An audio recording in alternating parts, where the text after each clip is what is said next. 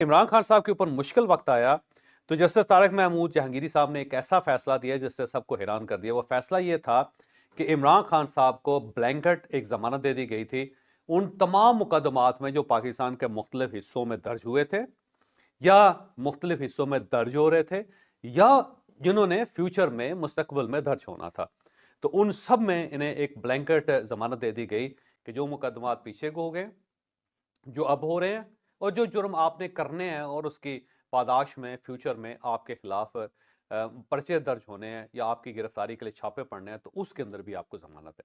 जब इस केस का फैसला आया था तो उस वक्त फिर खासी हैरानी का इजहार किया गया था और एस्टैब्लिशमेंट क्योंकि उस वक्त बदल गई हुई थी सारी। एक तो वो इस साइड से इस साइड पे आ गई, यानी इमरान खान साहब के साथ खड़ी हुई एस्टैब्लिशमेंट जो थी वो इमरान खान के मुखालफिन के साथ खड़ी हो गई थी।